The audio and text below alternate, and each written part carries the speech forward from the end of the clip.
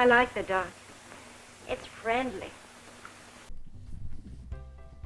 Hello and welcome back to my channel Box Office Poison.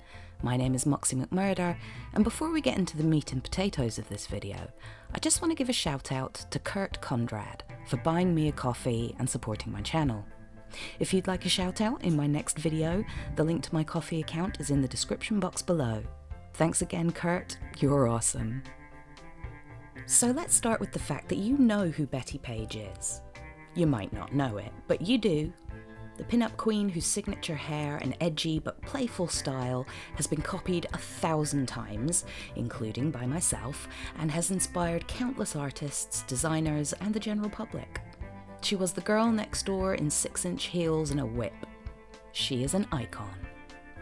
Bettie Page won the title Miss Pin-Up Girl of the World in 1955, but just 3 years later, she would walk away from a career as a model, and by 1959 was living in obscurity and was a born-again Christian. And that's not even the end of the story. In 2005, HBO released The Notorious Bettie Page, a fun and flirty depiction of Bettie's life as a model.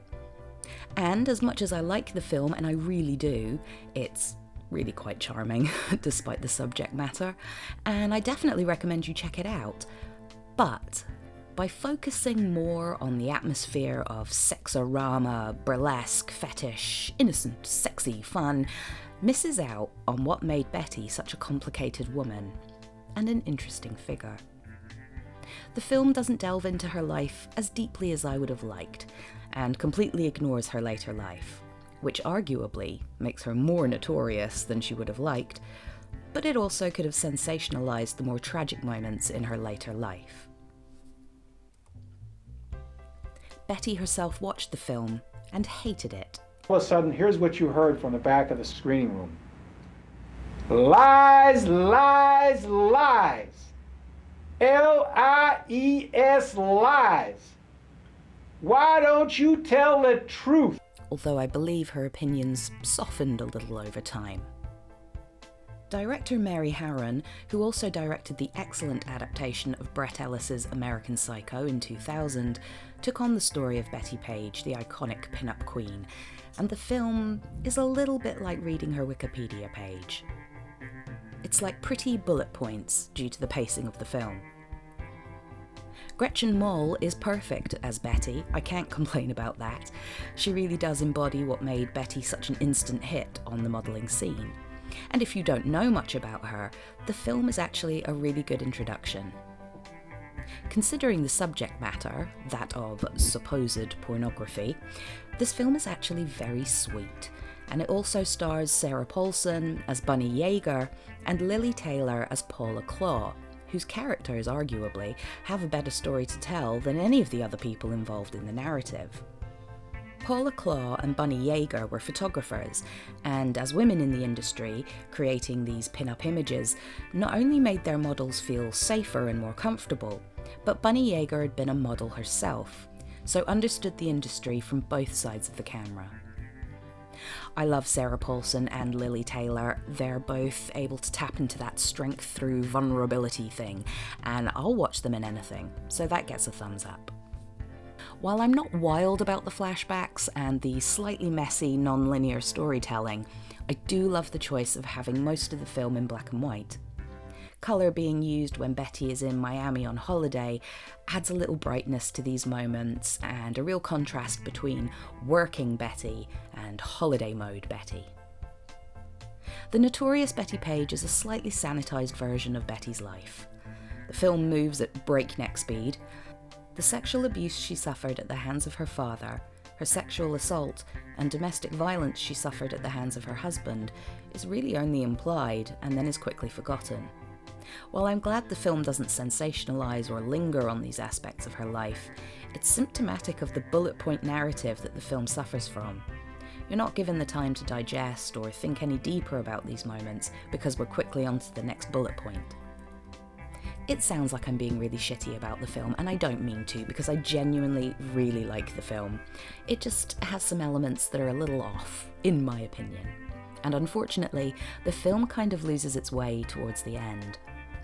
Bettie wasn't quite as naive as she's portrayed in the film. She literally just didn't see any harm in being naked. And the film absolutely nails her lack of inhibitions, her complete ease with her own body, which is always inspiring to see. Religion was important to her, and we see that, and it would continue to influence her life in many ways as she got older. There's no mention of her mental health issues, which would surface later in life and had a huge impact. In 1959, after a failed attempt to become a Christian missionary, Betty was diagnosed with paranoid schizophrenia, after she forced her ex-husband Harry Lear and his children to pray to a portrait of Jesus at knife point. She threatened to cut their guts out if they took their eyes off the picture. She was hospitalised many times in the following months, but things took an even darker turn in 1979. In 1979, Betty moved back to LA and rented a trailer home from two elderly people. She attacked one of her landlords unprovoked with a knife and was charged with 2 counts of assault with a deadly weapon. She was sentenced to 5 years of confinement in a state hospital, but was released after 7 months. She was constantly being evicted from different apartments because she'd caused problems with her neighbours, and eventually she attacked another of her landlords, again stabbing them. They survived the assault, and Betty pleaded not guilty, but then changed it to not guilty by reason of insanity. She was sentenced to 8 years in a state hospital and was released in 1992. Betty's impact was everywhere in the 90s. She had not so quietly become a cult hit with everyone from burlesque performers, rockabilly fanatics, and horror fans alike. How could you not be totally taken in by her image? She's somehow able to transmit saucy, naughty and flirty, dangerous and domineering, and just pure innocent joy at being naked in the sun. If she's feeling it, we're feeling it.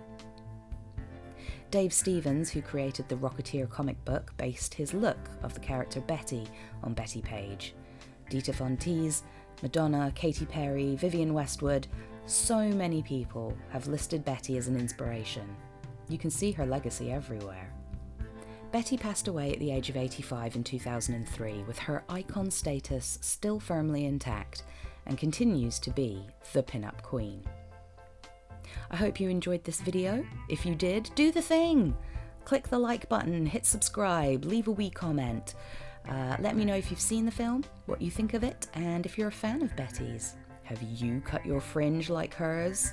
Come on, we all have. If you'd like to help support my channel further, you can buy me a coffee. I'll leave a link to my account in the description box below, and all caffeine hits are gratefully received.